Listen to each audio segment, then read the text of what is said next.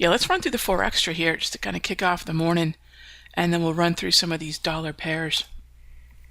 So you can see where the US dollar is sitting. It did break 100, but this wasn't our range extreme low. Our range extreme low is still closer to 99, even though, kind of one level that we might have thought we'd see support at would be 100. But then remember, the most common way, the largest way, the most important way to look at the US dollar is actually to look at the Euro US. And that's where I think 108 continues to really hold, and that's where we know we've got this level here.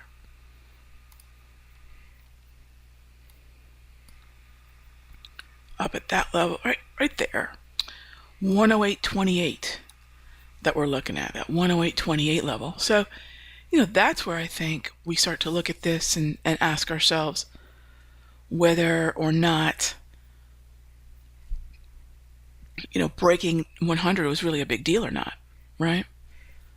And then we say, okay, well, if Euro US is holding 108, then we're probably fine as long as the other side of the pair and some of the setups that we've been watching are cooperating. So what do I mean by cooperating? Well, if I'm looking at US dollar strength in something like the Aussie versus US, something like this, well, yes, I need this kind of odd little quadruple, triple, I don't know, quintuple, whatever this might be.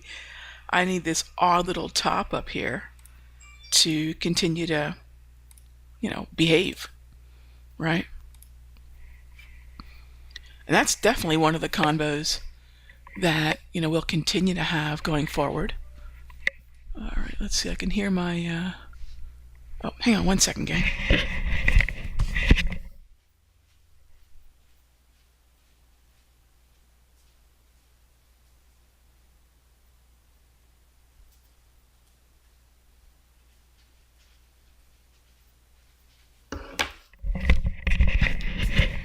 All right, there we go. So if I could definitely rely on Aussie weakness, got a little bit of risk aversion going on in the markets, that's going to help. But if I can get this Aussie weakness story cooperating while even the US dollar just sits at support, that's going to be enough to see the follow through to the downside. And we can see that here, right? So that's one part of one equation. We've got 2 equations though, right? Can you imagine? We start to see this pair fire on both cylinders. If we start to see this pair benefit from Aussie weakness and US dollar strength. Now, why even look at this? Because it's chop, because it's near a ceiling, because it's near a range where we would expect the market to exhaust.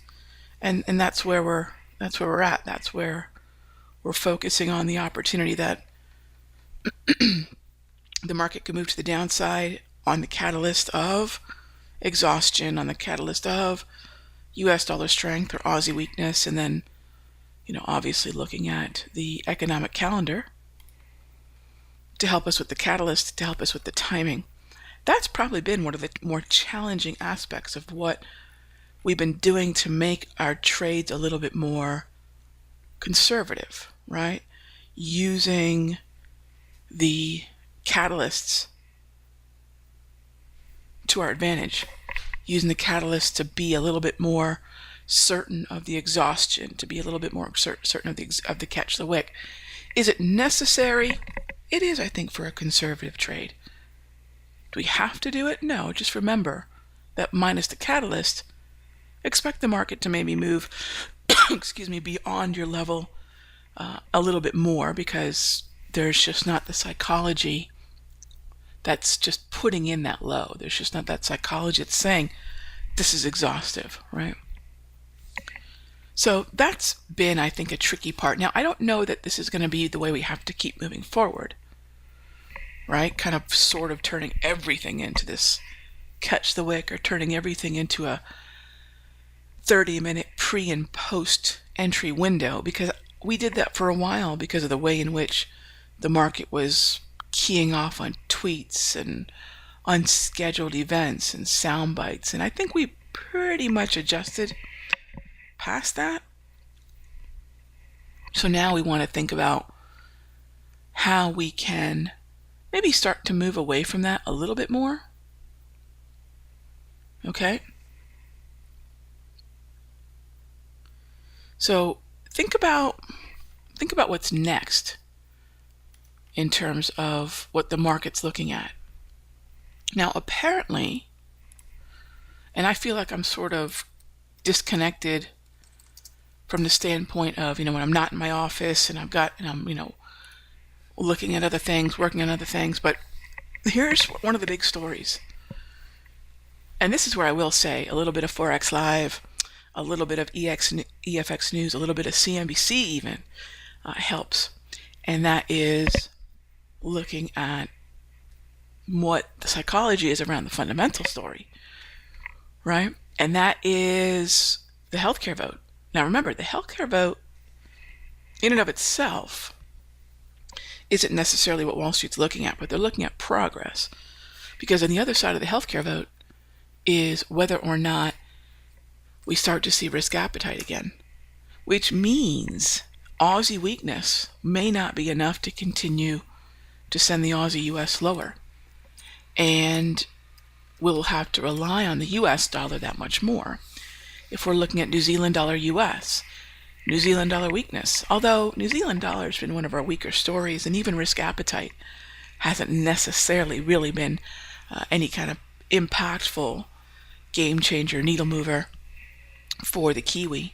So again, here we're definitely wanting to see some US dollar strength. And in terms of what this market's doing right now, what the now relative performance is, let's take a peek.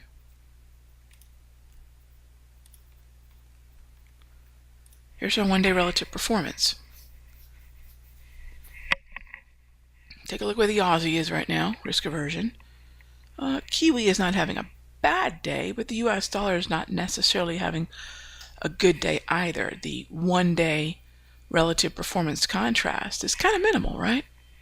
It's kind of minimal. So again, looking at Euro US is a pretty big thing. Next, dollar Canada. Now, while we know the US dollar is going to be in play shortly, in about 35 minutes, we also know that we've got the Canadian dollar, Australian dollar, New Zealand dollar, euro versus US dollar, the euro in play. So what I know about that is, where are the hot zones, apart from the US dollar, where are the hot zones that are going to affect that non-US dollar side of the pair? Trade balance numbers out of New Zealand. CPI tomorrow out of Canada. We do have some hot zones that could help us with the other side of the pair. Could some Canadian dollar weakness help us out between now and Friday, or now and basically 8:31 a.m. Eastern Friday? It could. It certainly could. It's Thursday. Once we start getting to Thursday, Friday, when we start looking at the calendar, we've got to start looking at next week. And we've got to think about what German IFO could do to the euro, what an RBA event could do to the Aussie.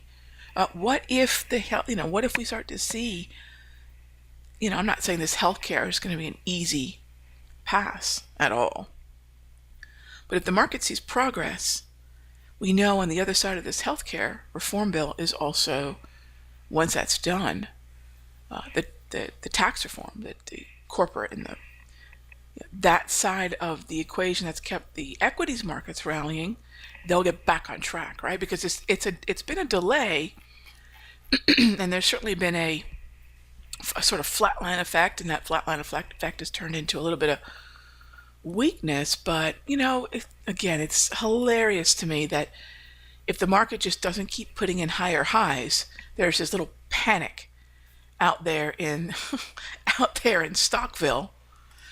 Here's the YM. This is where we've been since November. And when we go from 21,000 to 26, that's 400 points, don't get me wrong. It's a pretty healthy little move. But we've moved 3,000 plus points. And this is what I always find hilarious, that if there's a correction in the Dow, everybody freaks out. I say everybody. The stock world freaks out. And rather than saying, well, what are the names that are on sale now? What are those individual stocks that I've been waiting to not have to buy at a higher high? Where are some of those names? So, interesting again that when you look at most market participants, they are absolutely open to buying at higher highs. When the market pulls back, essentially Wall Street, within the context of an uptrend, throwing a sale, it's something that still is very uncomfortable, very foreign to a lot of market participants, because there's a certain certainty, this assuredness they feel, momentum players, when they're able to buy at a higher high, that the train's going in their direction. They don't mind that the train might be 3/4 of the way there, halfway there, a quarter way there. It doesn't matter. They just want to know the train's heading in that direction. Now, we know the train's heading in that direction because we look at trends, not near-term momentum. And that's not a question of right or wrong. That's just a philosophical difference. So, am I expecting the Dow to rally from here? Well, I know that whether or not we do has probably a whole lot more to do with the healthcare, and whether or not there are some bids at 20,000, say 600, even heading down to say 20,500, whether or not there are bids there, people who are willing to step in and support the pullback.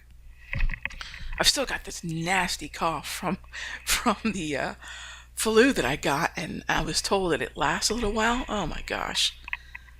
Yeah, it's pretty irritating. A stupid little cough. So my apologies. And I'm on the road, so I'm on a headset. So I don't know, how's the audio quality from your end? I feel like a gamer because I've got one of those like gamer headsets on. Oh, it's good? That's good. All right, cool. Very cool. So again, if the Aussie's able to get going, that's going to help. I'm sorry, if the Dow is able to get going, that might help the Aussie. Means we might have to start looking at the way this Aussie-US move to the downside could continue. That means, again, we're going to be much more reliant on this market here selling off. Okay, so next up, okay, so we had that US dollar, Canadian dollar daily setup.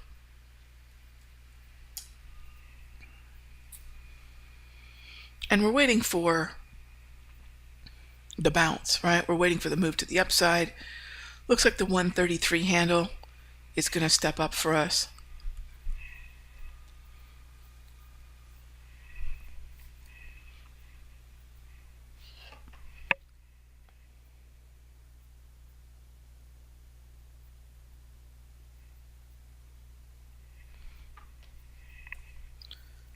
We've had conversations in the chat room and the videos about whether or not 133.25, 133.05 makes sense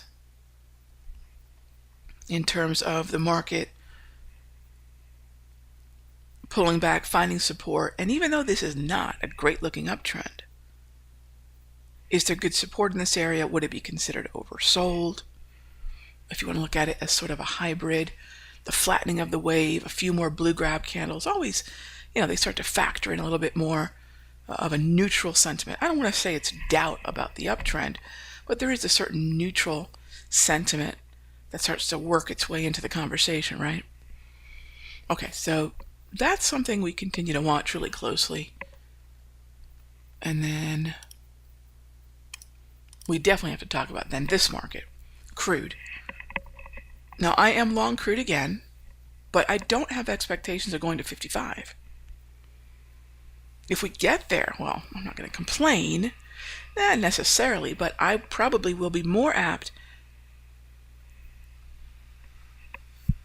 to look at that 49.90, 49.95 level again as not only an upside target, but as a place I'll get short. So, it's just set up a lot of fun? Is there a lot of movement here? Probably not. But it does give me some insight into what the Canadian dollar could do. And, if we're going to stay between 47 and 49.90, I'm probably not too concerned that I'm going to see this boost of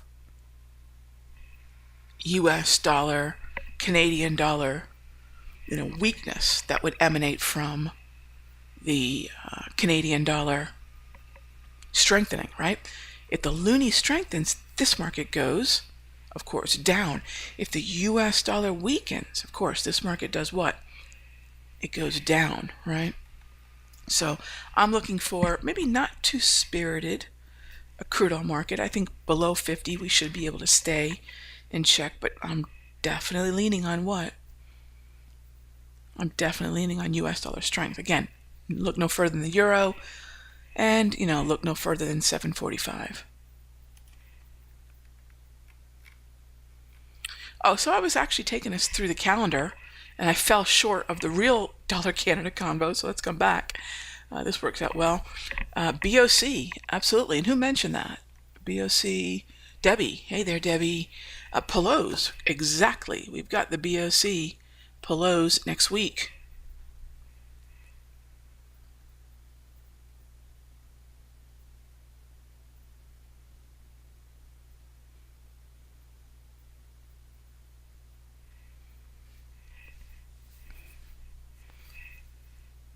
So if 10:10 on Tuesday, next Tuesday, we know we have a catalyst. 10:10 on Tuesday, we know, by then, by the way, I'll be back in the office. We can get back to our normal convo. I can start feeling like a trader all the time again. Now I'm wearing a few hats. I'm loving it, but wearing a few different hats right now. So, next week when we start to look at the dollar loonie or other loonie setups, it might be a little premature to look too deeply, but all of a sudden we start to wonder, where could another loonie setup be? Now, of course, loonie being one of our weakness stories, I want to, for the most part, think about how I can do what? Of course, sell it.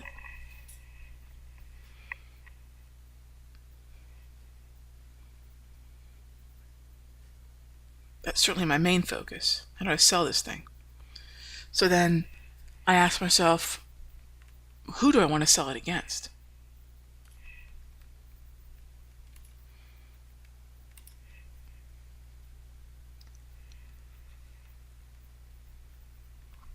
Aussie Canada's been on our list for a while, right?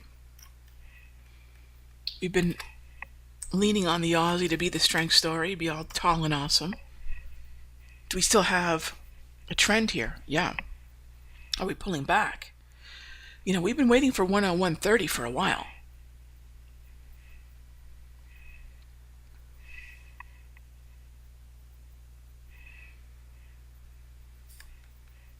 We put in a low today at 101.70, 101.69. So, yeah, Debbie, I like that pound Canada, but I wish it was at a level where I could buy the pound, sell the loonie. It's a good scan. It's a sideways market. We're looking for an oversold buy. But we're just not there, right? That's the frustrating part. We're just not in the vicinity of it. So then, we look to other relationships, right? So Aussie Canada becomes interesting to us. We have a trend here, and it is pulling back. Some of this is probably Aussie weakness due to the risk aversion in the equities markets. Yeah. You bet. And then Keith asks, hey there, Keith. And Bob, thank you. I feel well. I think I just sound lousy. I feel pretty good, though. Thank you. Keith asks, is the Canadian dollar weakness related to crude at the moment? I don't think so. I don't think so. I think you're right. I love that you're thinking that, you remember these things are split personalities. So I think a lot of people erroneously, and you certainly did not, my friend, they forget these things have the other side of the conversation, which would have more to do with the data coming out of the country, the central bank tone, things like that. So do I still trust the Aussie as a strength story? Well, I think I do, Debbie. I think I do, as long as we do a couple of things. I can only go back to the markets that help me gauge what the risk environment is doing and so forth. So, we're at an oversold Nikkei level, right? So when I think about the risk environment emanating from Asia, I think we're getting down to an oversold level where we'll probably start catching a bid on the Nikkei, which would be great. That'll get us our yen weakness back. That'll get us our, I believe, Comdol strength, like the Aussie. Sure will help, won't hinder. So Nikkei is sitting at a level that we would consider to be support. The Dow is sitting at a level that we would consider to be support. And normally on a day that any FOMC chair, in this case Yellen, is speaking, anytime we have an economic event that involves a Fed chair, it's certainly going to have our attention. But knowing that we have, as we kind of talked about on the onset of the chat, knowing that we have this healthcare bill vote, we're probably going to actually, in many ways, probably react a little bit to Yellen, but the market might look past her, which is a funny thing to say because we typically don't see that kind of action, right? But I think the market might look past her. It's funny because we started off this year and late last year as the political landscape being what moved the market. Tweets and tone and sound bites and, clips from the White House and so forth, right? Today we go right back to politics. So when we go into this healthcare bill, I was up not too late yesterday, but I was watching a little bit of news, and from what I understand, it's going to be a really, really, really tight vote because we're pretty much expecting no Democratic backing on this vote. The vote, by the way, is going to be around, I think I heard 6 or 7 p.m. So so that would have been 6 Central, 7 p.m. Eastern. The challenge will not be the Democrats. No one's expecting anything there. A defector would be good for, I guess, the Republicans. But the thing is, the Republicans cannot have any defectors really of their own. Now, am I talking about the healthcare vote from the standpoint of risk appetite? Yes, this is the one domino that it's going to begin because the president said himself, after we get this healthcare thing done, I can start going to the next step, which is the tax reform, corporate tax reform, etc. That's why the stock market's been up, right? So it's not like the stock market's necessarily rallying because this passed or not. It's going to, and by the way, could we get another leg down? If we're going to break this trend, it's going to be on concerns that the Republicans can't get it done. Why? Not that healthcare is going to, hit the Dow on its own. It's because then we know the thing that the market really rallied on is getting pushed a little further back. Okay. If we did not have this vote, we'd probably key off on whatever Yellen would be saying or not saying. I mean, what is the event, right? Let's go back up here. What is this Yellen event? Opening remarks. Would we think she'd reveal secret sauce on the opening remarks? Probably not. But we got to keep an eye on this stuff. That's the bottom line. So we'll see if the dollar can maybe get a little bit of a boost.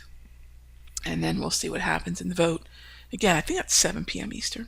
So yeah, Debbie, I realize that the continuing Aussie strength is a bit precarious. I also know we're sitting at a fairly interesting level in the equities markets. And I also realized that, the very reason that this is following through to the downside, one of the very reasons is this was one of the same reasons shared for this to be for the Aussie Canada to be correcting, right? So on one hand, we took advantage of an overbought Aussie, and on the other hand, that overbought Aussie, now having moved lower, giving our Aussie US follow through, is leading us to an Aussie Canada buy. So it's probably as good a time as any for any of you who bought the AD puts or the FXA puts or shorted Aussie US, like we talked about on Sunday, and then again Tuesday. It's probably as good a time as any to reel some of that in. I think you bring up a great point. How much longer do we trust it? Again, if that bill doesn't go, again, I think we can, I can't remember what the numbers are, but I'm pretty sure it's going to be a whole lot tighter than people even want to think about it being, because, well, it depends on if you're looking at the reaction in the equities markets, right? Political things aside, this is really, for me, a vote about whether or not the equities markets can get back to business, because they feel what's coming around the corner now is the tax reform that they wanted. So yes, I do, with the caveat being, does that Dow cooperate? Okay, so what I want to do also, scroll through, BOC, crude oil, right? When's the next hot zone that puts the Aussie in play? Here we are rolling into the first week of April. Chinese manufacturing, trade balance, RBA rate statement. So we could take advantage of the Aussie's general strength, but we're probably not going to see that intense Aussie reaction to central bank and or data until basically April 3 and 4. So if we're going to change our opinion about the Aussie being a strength story, again, the Dow could be part of it, but it's probably not going to be until April 3 and 4, right? Make sense? But for now, I think we have to kind of trust it. Maybe a little grudgingly. It's not the strength story anymore, right? I mean, for a while it was. Is it anymore? Yeah, not so much. Right? I don't think it's quite as weak as this shows, but it is weaker. It was top 1, it was top 2, top 3 for a bit, and it's definitely fallen. But the trends are still intact on the markets that we were looking at, it trending. So we're just as reliant on loony weakness, aren't we? Okay, so Keith and Debbie, I mean, that's your conversation about loony and Aussie lands squarely here. And I do want to get long. We're talking about getting long down in this area. Down in there. Be nice if we could actually see that, right?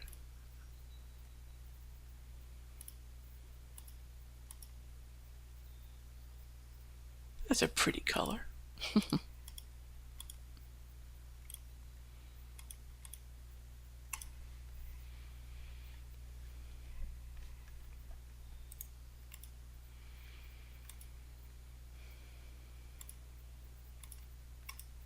Okay, so that's, we looked, that area there, that 101.30. Notice it's not just a swing buy. It's also relying on previous support. It's the middle line of the wave. It's a little bit more conservative, which I'm probably okay with, as long as I also maybe just kind of add that level in there to the convo.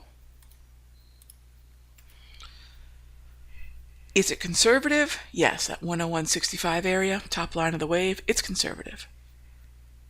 But compared to what I'd like perhaps on some sort of catalyst event, Friday's Canadian data, yeah, I would look at that as, relatively speaking, aggro.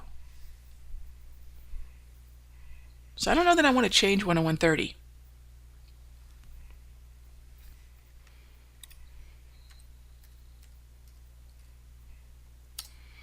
Okay, next, Aussie New Zealand. Again, we've been waiting for this pullback for a while. That's triggered. Aussie New Zealand has triggered. We're waiting for a 109 play. Here we are at 108.50. Now, this setup was triggered more off here. The 480. That's the number we were using. It's a little bit more at this point of what, for those of you that were looking at the 480, I like the number, right? I like the number. I have no problem with that price. But really what it is more of a daily, let's call it what it is. Let's be, honest about it. It's an aggressive swing buy. It's a 20 period simple moving average swing buy and a play off the 109 handle. It's less about this time frame and more about the daily.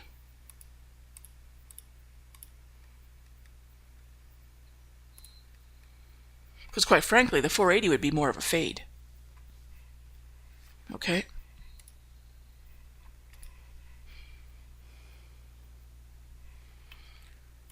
All right, what kind of reaction are we getting? It's 8:30. I keep looking at my clock and it keeps saying 7:30. Of course, being an hour behind right now.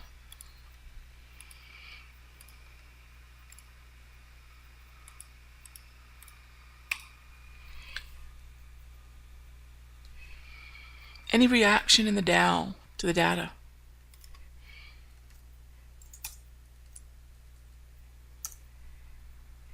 Any reaction here in the dollar? Maybe a quick pop off 99.54. Say quick pop, a tick or two. But we're not pushing 99.50. We're not down at where we were earlier. 99.40, yesterday's morning to midday lows. I'll take being up here at, at 99.50. We need it, right? And that's going to keep what? Has the Euro US responding? That'll keep the pressure. Okay, that'll keep the pressure on it. All right.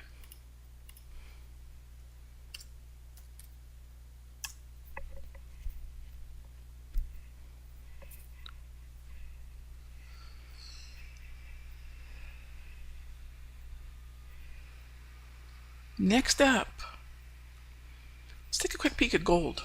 Now you'll notice that gold dollar convo isn't the same convo that we've had in the past.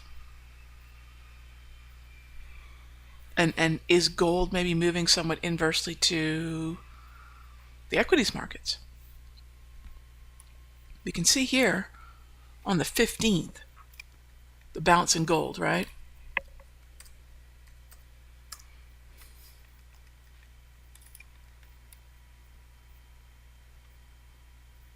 This is the 15th, right? There. It's kind of coming off 21,000.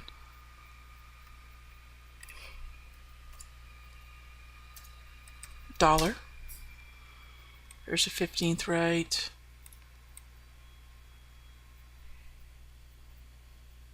There.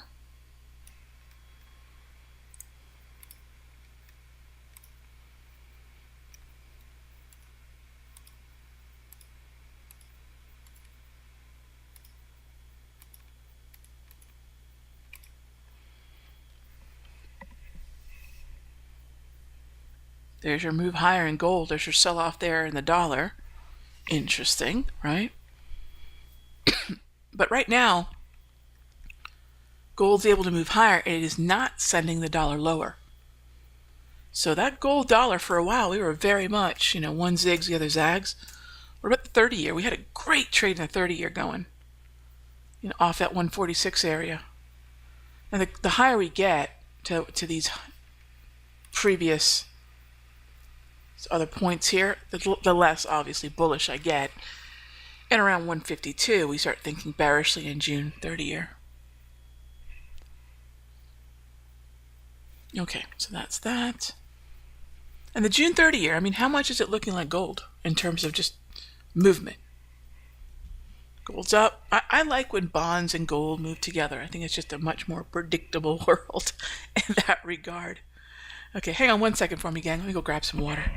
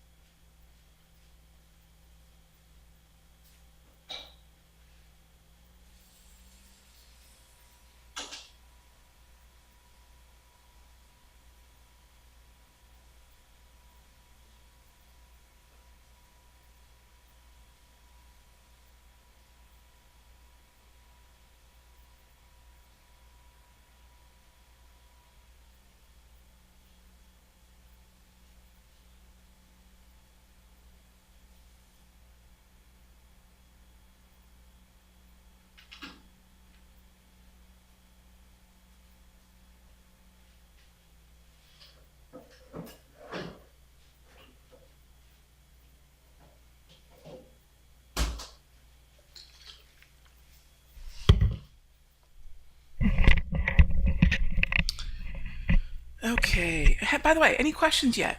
Any other questions so far? Keeping up with the questions here?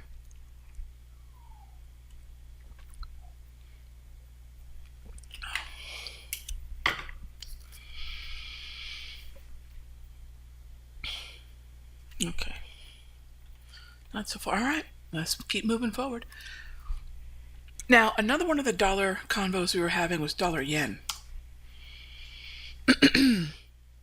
And I'll tell you what. I said yesterday that a big part of keeping dollar yen valid would be our finding our way above 111. We have not, gang. I liked this trade. I liked the 1155 area. I liked it a lot. I liked what this trade was saying about the kind of support we might have seen there, oversold support. But when the market's nervous, it just really does not want to do what? Sell yen. Now that we have the potential for a Dow bounce, now that we're nearing the Nikkei support, oversold support, could we see maybe dollar yen move higher? Well, I mean, it could, yen weakness, but do we have a setup? Do we have a setup? I think we could say the same thing about the Aussie yen. You know, we had a very quick look at Aussie yen. You know, could we find an nothing doing here, gang? At least that one was a tight, really, really tight stop. Yen, a lot of you could have with what? The options. We talked about JY options. So I think that I agree. Brian, not only is dollar yen broken, that's a perfect way to put it. It really is just broken and broken. The support was broken and the pair, just clarity-wise, is broken. Same thing here. Broken. Absolutely. It's a good way to put it. Just broken.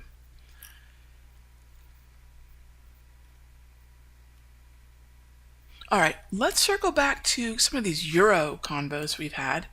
And one we haven't talked about yet is Euro Aussie. Let's talk about the Euro Aussie.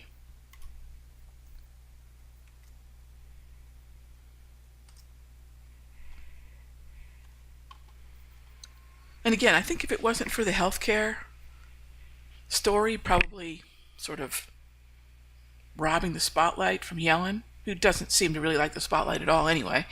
If it wasn't for that, we'd probably see a little bit more action here in about 3 minutes, but I'm not anticipating it.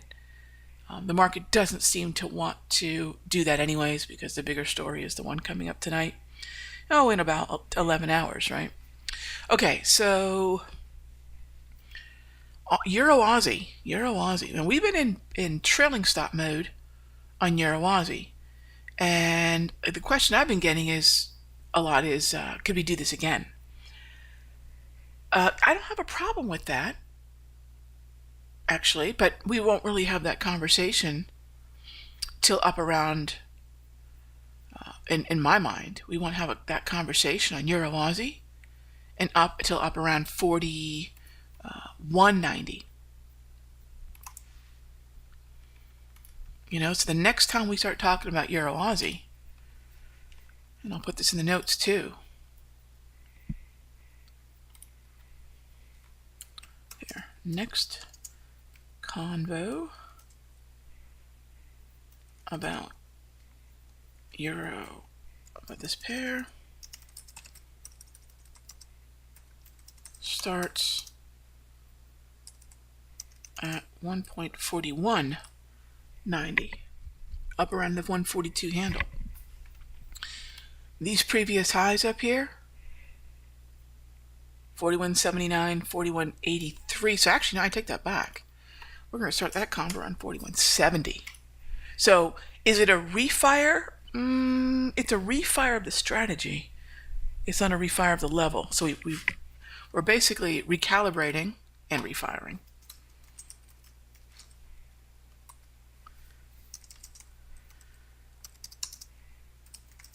So we are refiring the fade short. We are recalibrating how we're going to do it. So just reconsidering the overbought level. That's all. That's Euro Aussie. All right. Okay, so how we doing, gang? How we doing? So this weekend we have daylight savings shift in Europe, right? Is that the sitch?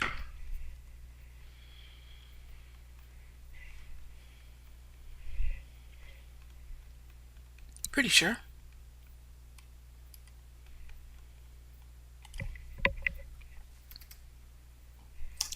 Circling back to Euro US, a guidance trade would be a lot of help. And I was looking for one. Do we have a guidance trade anywhere? A 4 to 6 o'clock angle on an intraday would be great. A wave reversal would be nice. If I'm looking at a wave reversal, I'm probably looking at the 180. I typically don't like longer term time frame wave reversals. I like them to be shorter term. That's usually my preference.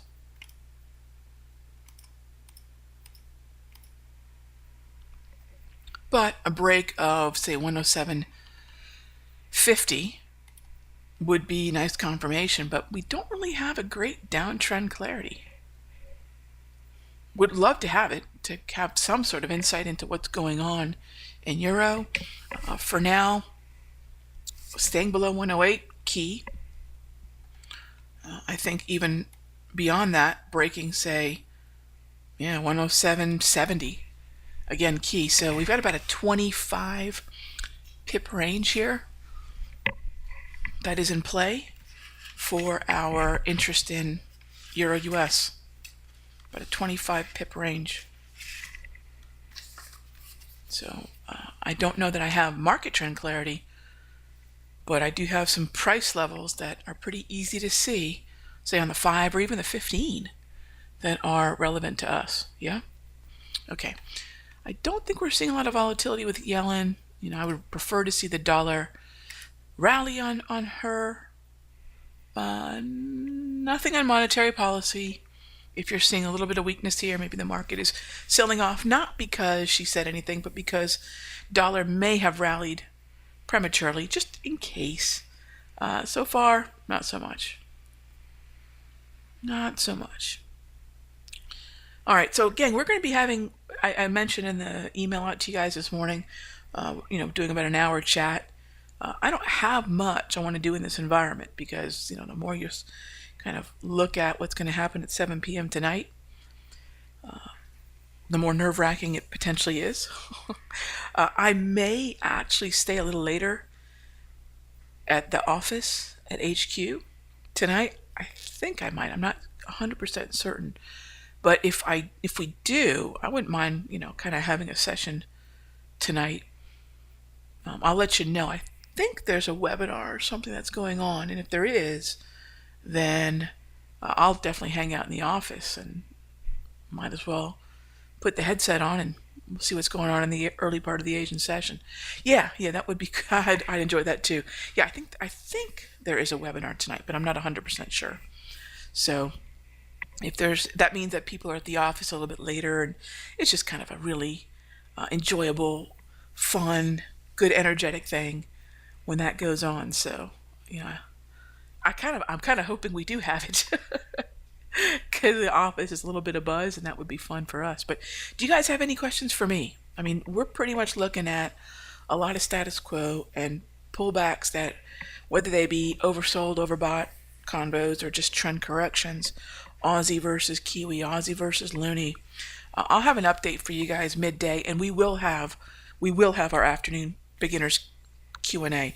I'm hardly even certain what day it is. It's Thursday, right? Yes. We'll do our beginners Q&A today at 1 o'clock. So certainly we're not done for today. We will do that later on today. But you guys have any other questions for me now? The only thing I know for sure is I have 2 meetings. And beyond that, I'm hoping to get some time in, get some emails out to you guys. I'm looking forward to the beginners Q&A. So any questions for me in the meanwhile?